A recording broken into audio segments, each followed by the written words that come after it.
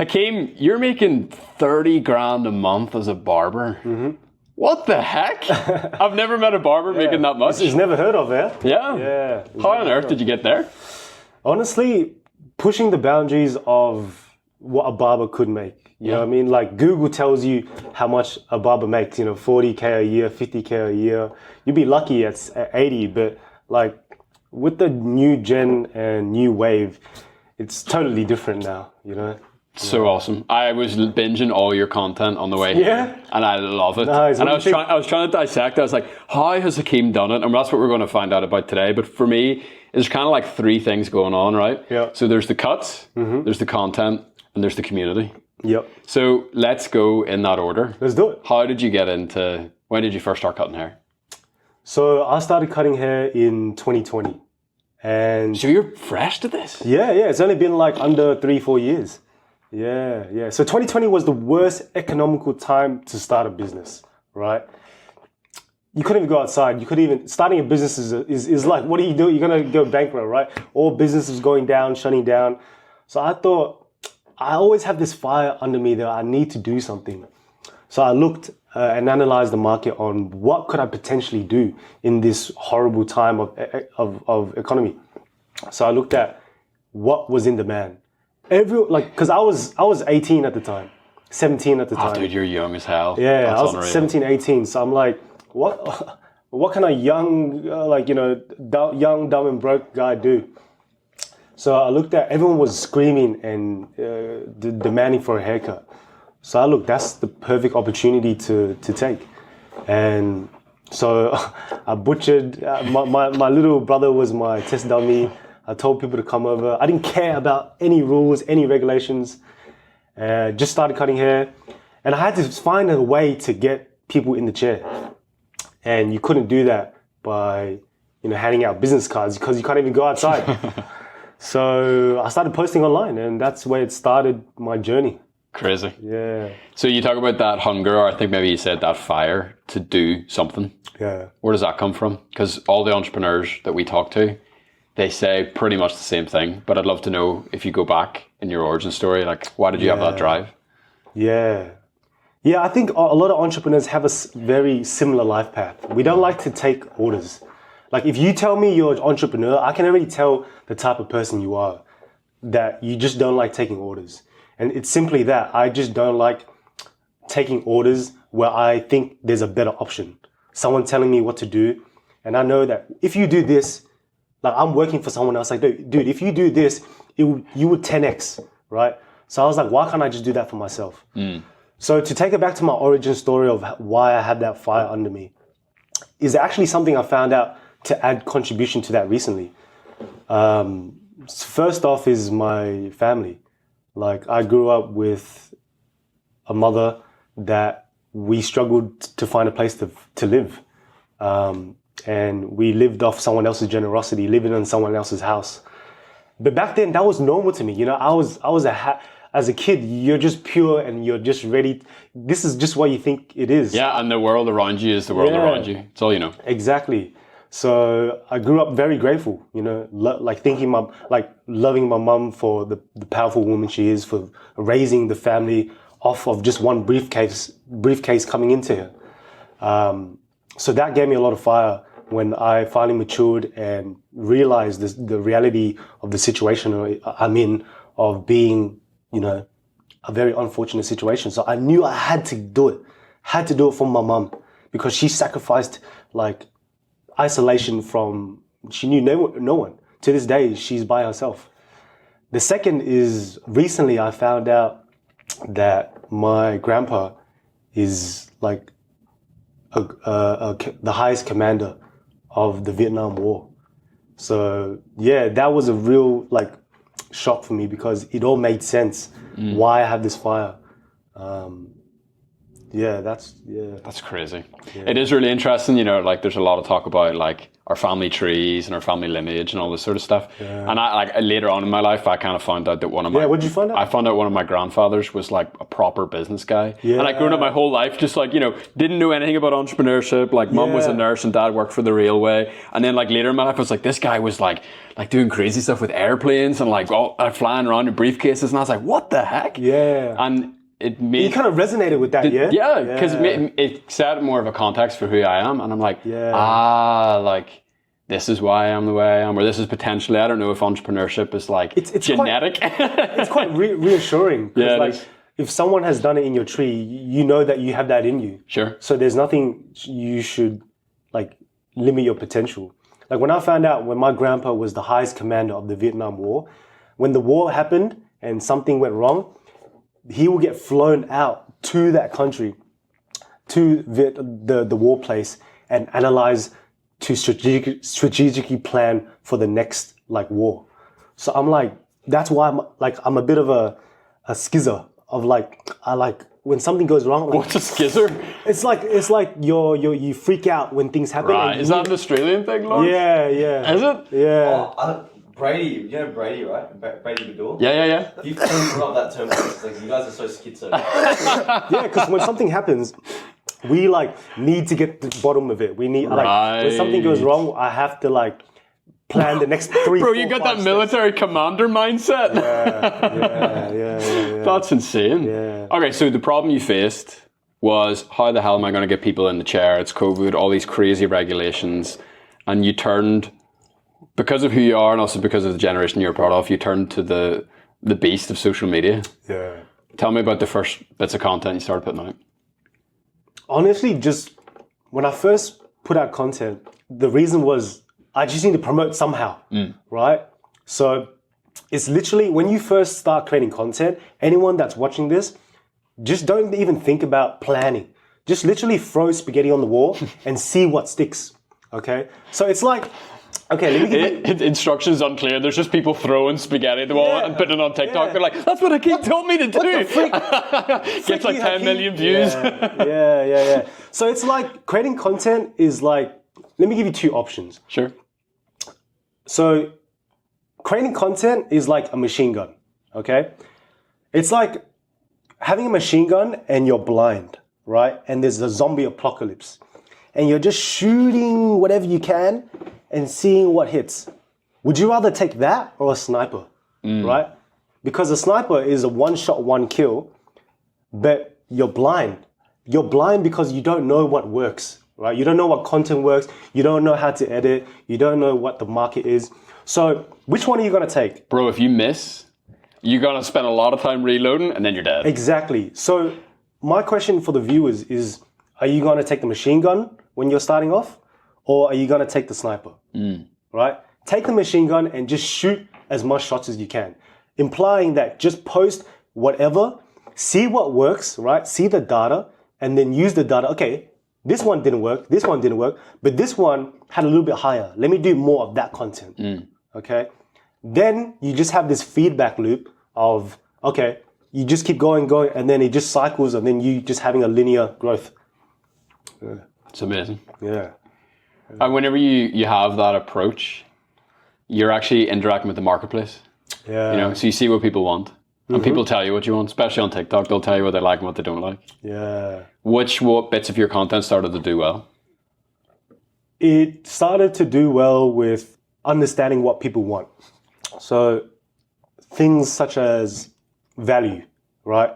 How people wanted to style their hair, or like how people wanted problems they had. The biggest thing is attacking people's pain point, right? And solving people's pain point. If you solve, in any industry at all, if you solve someone's problem, you will succeed. So the first step was solving my client's problem. Once I solve my client's problem, then I can solve the audience's problem. Because one client's problem is a common problem of the majority of society. So for example, balding, or maybe something that they can't get their crown right, or something. So once you solve that and you market it and just capture that moment, post it, people resonate with that piece of content and that guy's problem, and they're like, damn, I want to go to this guy, you know, or I just want to follow him for what he does, or follow him for his brand, his personality, the way he delivers content, the way he markets his videos, you know. So it's just, the basis is solving someone's problem. Yeah.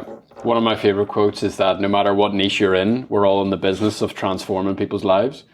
And the reason why, like, you had me hooked as I was, you know, binging all your stuff yesterday, was like particularly the videos where you show a transformation. So the before and the after, it's like every single TikTok, and maybe some of them are like 30 seconds, maybe some are 50 seconds long, but it's like an entire hero's journey in one small short, and it's very, very, very powerful, and it's very satisfying as a viewer to watch, because someone comes in, you have them mic'd up, you have a little bit of chat with them, usually they're expressing some sort of insecurity, they're expressing something that they don't like, as you say, the pain, and then you get the what do you call the thing that you put over the, like, not the apron, the cape. So the cape goes over and you're like, and it's like okay, bro, I'm going to take care of you, and then the transformation happens.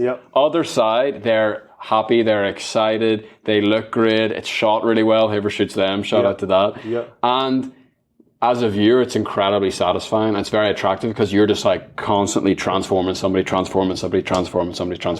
Exactly. If you just create an impact where, like, a transformation in any field, like the concept of the transformation before and after in any industry works. Fitness, going from fat to fit, you know, going from unclean to clean. Like, let's say, look at cleaning some type of rug, right, before and after, because when they're seeing a rug that's like super dirty, right, they know there's a promise of payoff at the end because he's cleaning it. Or like fitness, like someone working out, he's fat, you know, that transformation principle has worked in every industry. So if you can, you know, you can do it in painting, you can do it in, you know, any industry that you are in, you can find that strategy. That's why when I say, when you do market research and when you're scrolling, don't just look at it, scroll with just the consumer mind. Look at it and why this piece of content worked. Like, why did this rug cleaning content work?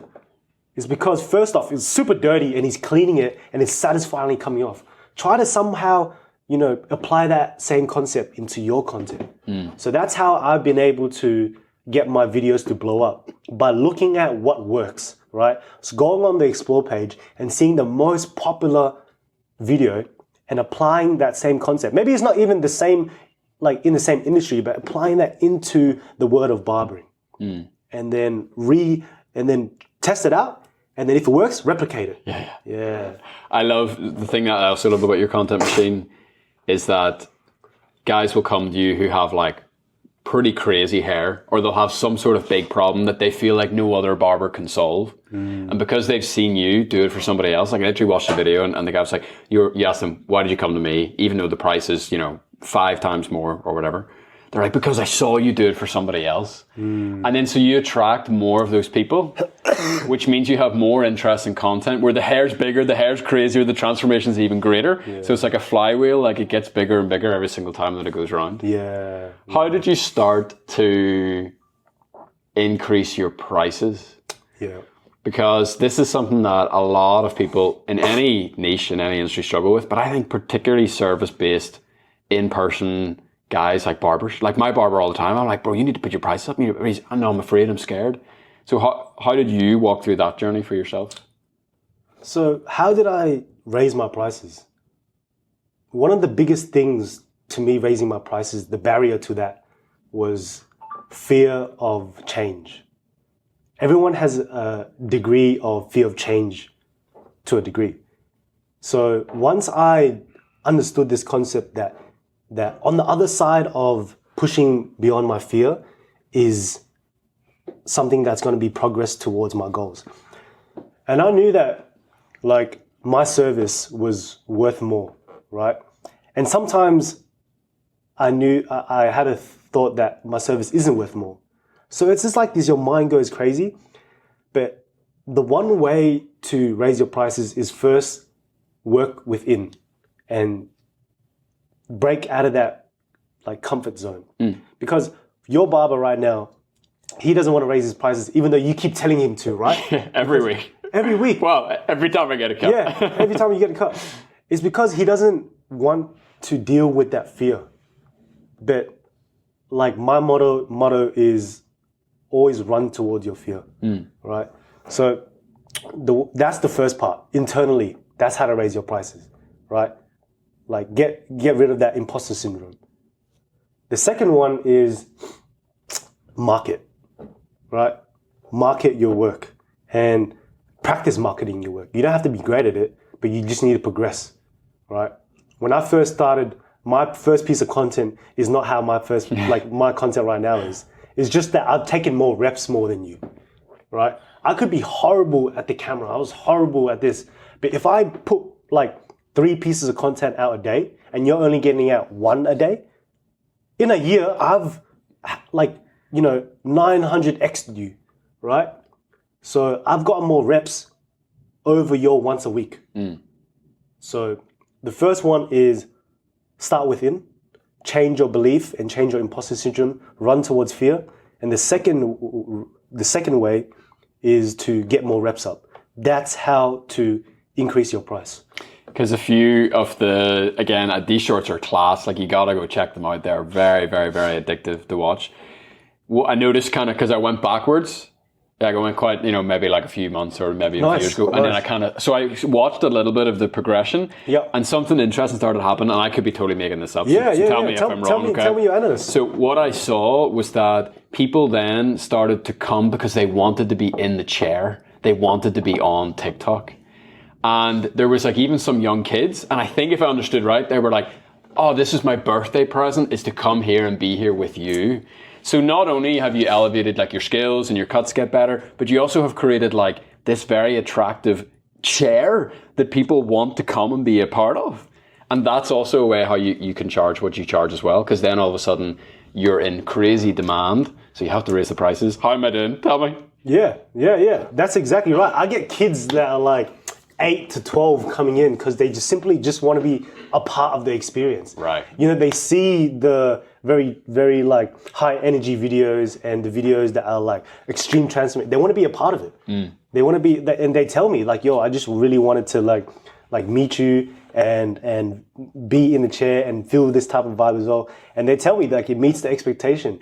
The moms go, oh my God, I love it. So it's sometimes not just about the haircut. People say, oh, like the haircut is not worth that much. It's not worth $250. It's not worth $300.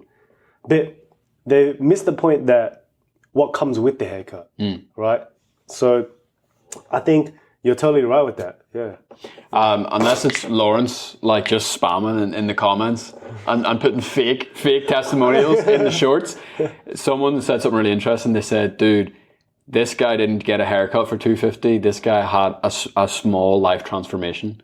And I can't remember which one it was, and I probably would even say it even if I do remember to protect the guy's identity. But, he was feeling very insecure about himself, feeling very, very, very down, didn't respect himself. And you saw the moment when the mirror was spun around and his whole attitude changed. Yeah. And he said something just like, you asked him, why did you spend this much money on a haircut? And he's like, I just wanted to feel what that would feel like to be a different person. And I was like, bro, this is like next level psychology stuff going on here. Yeah, 100%. You're in a very interesting profession because you're on the front line. I think especially for men, and there's a lot of talk about mental health, obviously, and just the level. Like I'm a suicide survivor. It's very, very important to me. Like so, I love talking about that whenever I can. But I think like bartenders, barbers, sports coaches, these are people that actually get very intimate access to men. And most men don't have a lot of people that have intimate access in their life. So I often kind of think that like what you're doing is like podcasting or like a little bit like therapy with every single person that comes in the chair. 100%. Is you're using a lot of emotional intelligence to have that conversation. Barbering is just a beautiful industry where it's so underlooked. It's like you really help men in a way where you wouldn't expect it, right? Mm-hmm. So for someone to go, you talk about men's, psychology and men's like mental health, right? For a man to tell himself he has to go to a therapist, he has to admit to himself he has a problem. Right. And as men, we're very prideful and we're very, ignorant, right? We don't want to admit that. So for someone to come to my chair and sit down, they don't have to admit to themselves that they have a problem. They can just come down and speak every 2 weeks, every 3 weeks about problems. The guys just review, because you're behind the chair, your social capacity and your social emotional intelligence it gets developed very well. Because you work with 8-9 people a day. Think about on a year time frame, how much interactions have you had, how much type of personalities have you dealt with, and how much problems have you dealt with. You're enabled to dissect and really help these guys out. Maybe I'm not certified to be a psychologist, but I can tell you that I've had more experience than maybe 50%, 60% of psychologists. Sure. Right? So I believe that experiences over book study, which one would be, But what I love about you is you do both. So like one of your favorite books is How to Win Friends and Influence People, right? Dale Carnegie. So if you're reading that on the side and putting the work in, which you do because you're hungry, and because your grandfather was a bloody commander and you want to retire your mom and you've got all this passion. And then you have all these reps that you can put in, 8 people every single day, 8 different personalities. Like you must progress very fast. Yeah. What would you say are some of the little tools that you have in your tool belt for unlocking conversations with people? That's a great question. Starting on your barbering journey or even your social skills, you have to work on your social skills and that area. So my first recommendation is read How to Win Friends and Influence People, because that will get you comfortable in the chair to allow you to do all these other different things. Right. So my first step was reading all these social books, reading psychology, reading How to Win Friends and Influence People, reading all these mind, So that allowed me to really understand people, right? And also, when you understand the psychology of the mind, dopamine, all that, you're enabled to really have a deeper understanding of why content works, how certain content makes people feel, right? So when you get your social skills up, the world opens up to you because you're able to make connections. So it's deeper than giving a person the haircut and them feeling good. You're enabled to keep this ongoing relationship with the client, and it can come with really great benefits, such as this guy's a financial advisor, this guy's a car detailer, this guy's a home loaner, this guy's a this. You get the best in people because they just literally want the best for you, and you just want to help them with their service. So it's a full round circle of like building a list of networking. And that allows you to really develop your entrepreneurial skills, because they always say it's not what you know, it's who you know. Right. So that's how I'm able to, be here with you today, right? That's a contributing factor towards why I'm in this chair right now, in this nice, beautiful, sweet apartment with you. Going to see Alex Hormozy after winning Skool Games. Exactly. And we're going to do further, me and you are going to do further networking with Alex Hormozy at his acquisition.com private studio. So yeah, that's a living example of why that works. So the 2 massive things that you shared there, the first one, I don't want anyone to skip this because it's really, really powerful, is that actually by developing your emotional intelligence with people in the chair, it gives you a greater empathy and understanding for how you can make your content better to connect with your audience online. So you use the offline to educate and inform and bring intelligence to the online.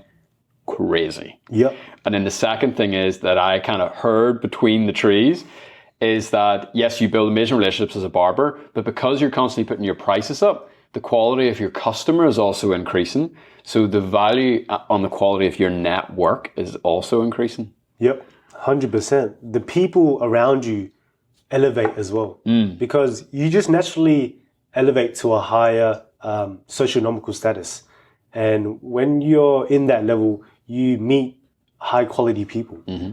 And that's why I say, don't be afraid to raise your prices. And if you are afraid, that's normal. And when you pass that boundary, you elevate yourself as well, just from just being around a network of great people. When you started, not just butchering your brother's hair and your mate's hair, Like when you started with customers, what were you charging for cutting hair? I was charging $3.99. $3? Free. Oh, free? Yeah, free. I was charging $3.99. Yeah, because I understood that it takes, reps to get good at it. Mm-hmm. So. And what's the most you've ever charged for a haircut today? $450. Unreal. Yeah, $450. And were you you're in Melbourne, are you? I'm in Melbourne. What is the average local barber?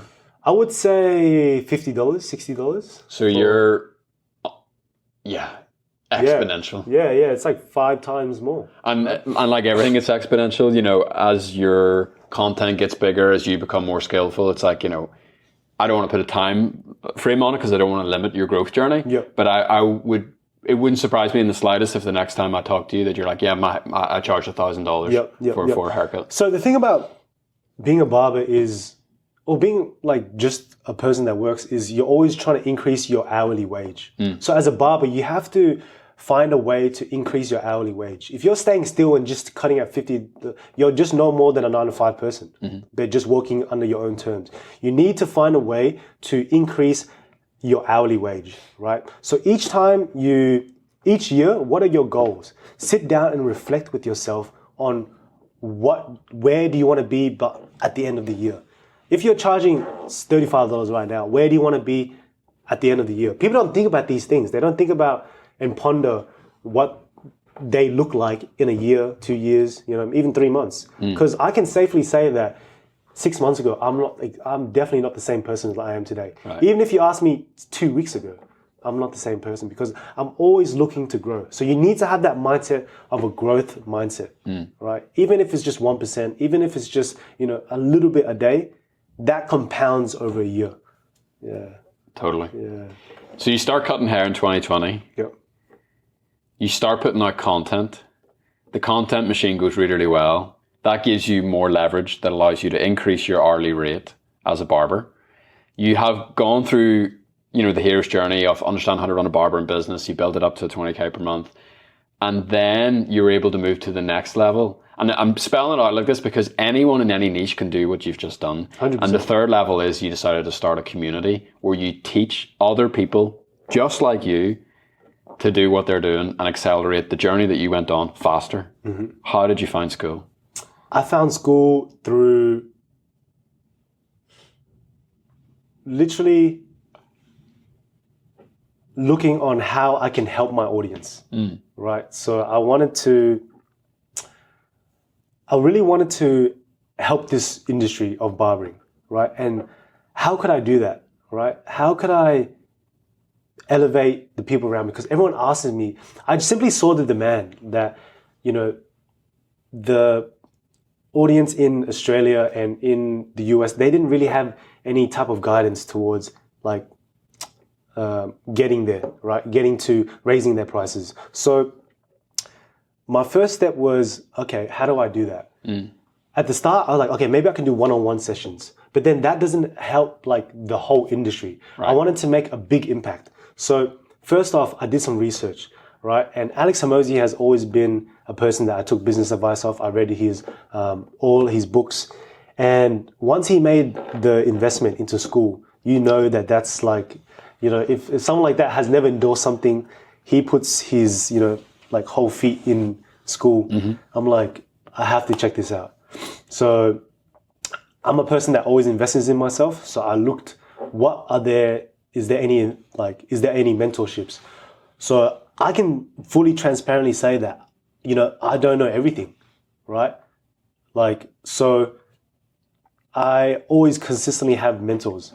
So I have a couple of mentorships that I'm in to help me build a community. Wow. Right. So I'm not arrogant enough to say that I did it all. You always need a mentor. You always need someone that's a couple steps ahead of you to teach you. Who? Can you shout them out? Yeah, definitely. Yeah, go ahead. So it's the program's called Barber Accelerator. Mm-hmm. And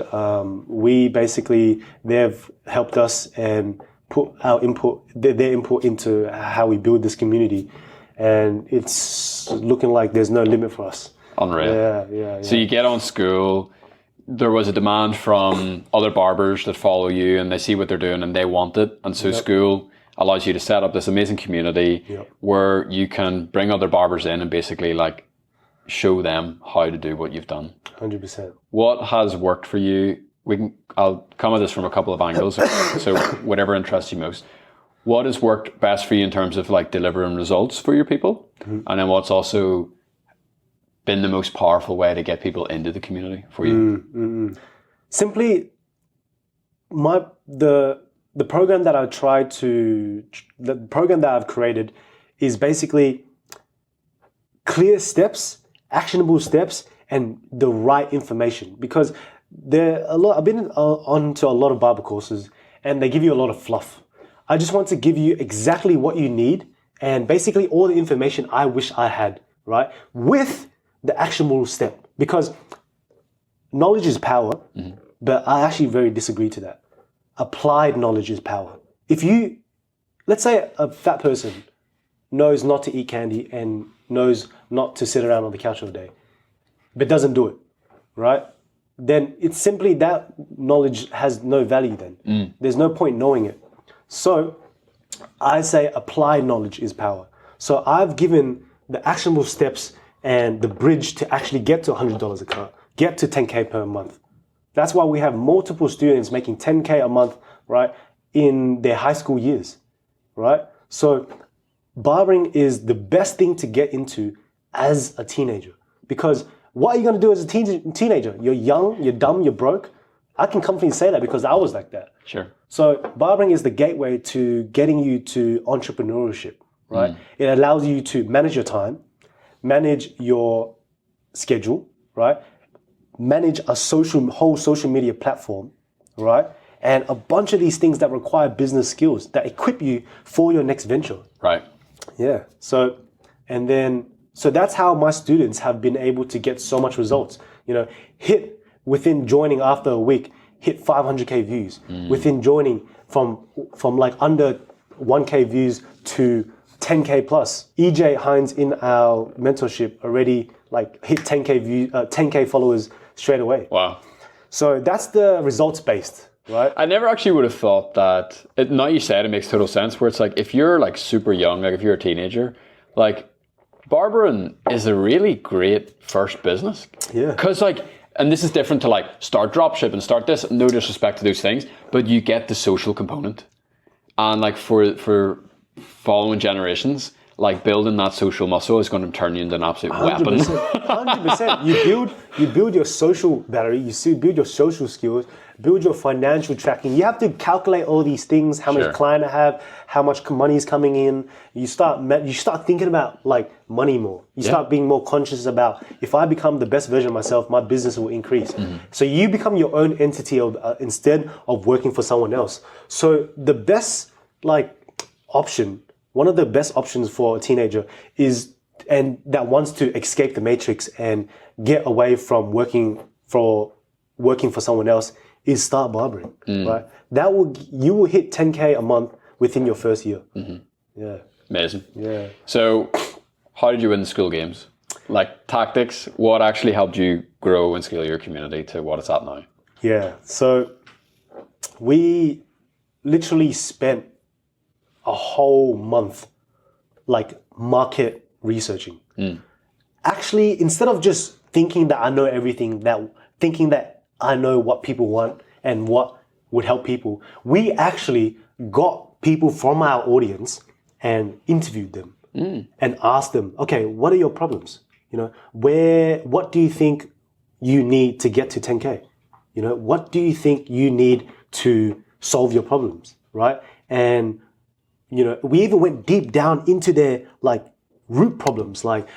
We actually found out a lot about our audience. Like a lot of guys have a very similar life path of, they need to take care of their family. They want to retire their mom. They want to, they have insecurities of being on camera. They have insecurities of posting and people judging them. So we had a whole list of these people's traits, and we, had a solution-based problem while creating this course, right? So we marketed that, right? We basically said, we want to solve your problem. We want to we want to solve your problem. We want to fast track your results and get you to becoming a high earning, high quality barber, making over 10K a month, charging $100 plus. Just very simple, like just like that. Awesome. Yeah. So, I mean, you scaled like super fast. Like, what did you add in your first month? 16, 18? Yeah, our first month of launching, we hit 16, nearly 17K Wow. in monthly revenue.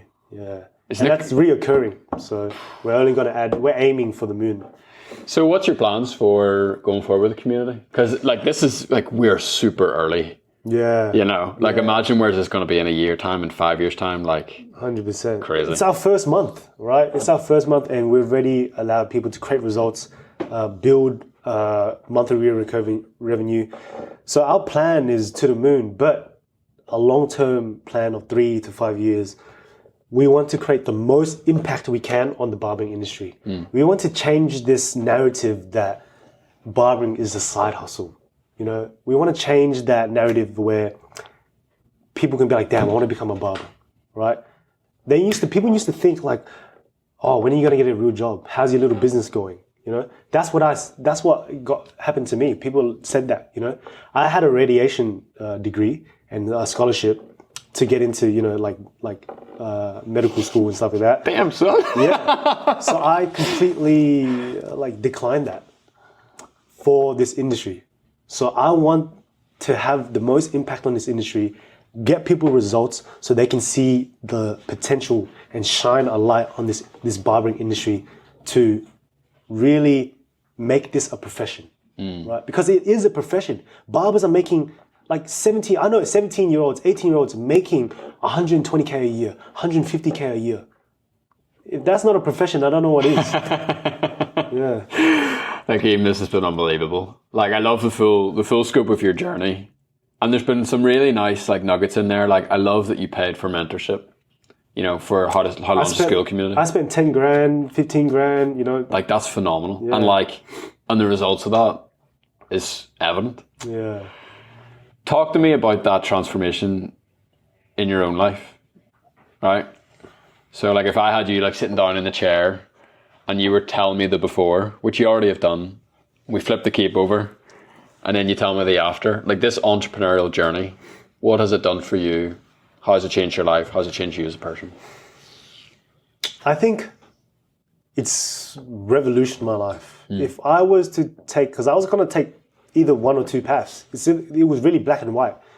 It was either me taking the university route, taking my scholarship, going to radiation science, doing those 4 years and working for someone else, or take this risky business that everyone says is a side hustle that has no potential money in. This has allowed me to take the risk and deal with the failures and then just going down and then back up, going down and then back up. And then I think it's very necessary to have those triumphs and those failures. And being in those triumphs and failures has really shaped my entrepreneurial journey.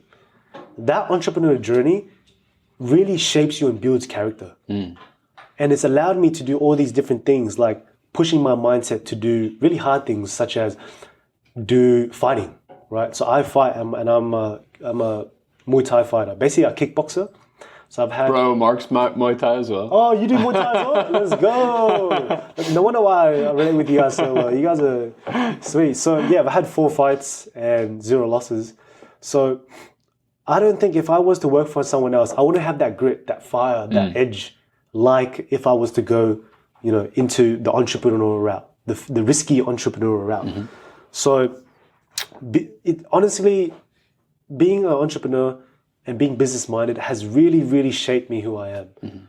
So I really recommend anyone watching this at all to take that risk. Sure. Even if you're 25, 30, take that risk because it really builds character, right? You need some type of failure, some type of risk, some type of uncertainty to bring that, you know, out of you, bring that true side out of you. Because something to take stable, you're just going to stay stagnant for the rest of your life. And I don't think everyone wants being stagnant, you know? Yeah. What does your mum think? my mum, she is very proud of me. And I think me and my mum have developed a really beautiful relationship. But as a kid, I was very rebellious, you know, like I said, I didn't like taking orders. Sure. So, but once I matured up and I realized the greater picture, the bigger picture of everything, this is her first time living as well. So you really got to understand for your parents as well that they haven't born in this generation. So you really need to be the bigger man to really help her and help your family. So one of my first goals being a barber was to retire my mum. I didn't want her to suffer those 9 to 9s. You know, she's a chef. And as an immigrant chef, you don't get paid on by the books. You get paid by, you know, like the normal standard rate of, you know, Asian cuisine. So she makes beautiful food, but she gets paid half a nugget and a pea an hour, you know. So I wanted to retire my mum because she had arthritis. It was bad. And she's partially deaf. So I really wanted to help her and retire her. And to retire your mum and see her, you know, be able to fruitfully smile, that's the best feeling in the world. So, yeah. How old are you? I'm 21. Dude. Yeah. Hakeem, I'm so excited to see where your journey goes from here. I'm excited as well. I'm excited to see how you enjoy the Hermosi event tomorrow. Yeah. I'm going to be a sponge. I'm going to be a sponge tomorrow. We've been planning, we've been writing down questions. So as young as I am, I'm always looking to grow. And where I have this open book of just taking in information. So I think everyone should take that into account when they go into something. Always come into every single experience with the learning experience. Even if I go to something I don't like, you know what I mean, like visiting someone or just something that you don't like, look at every single situation as a learning experience. Yeah. Awesome. Yeah. Well, there'll be a link to Hakeem's community wherever you're listening or watching to this. Also a link to compete in the Skool Games and get where Hakeem is today here in Vegas with Alex Hermosi and the rest of the team. And dude, honestly, I've enjoyed this immensely. And I really appreciate it. It's honestly a pleasure to meet you. From the first start, we were dabbing up, and, smiling and laughing. Been warmed really well, and it's honestly a pleasure to be here. Bro, killed it. My guy.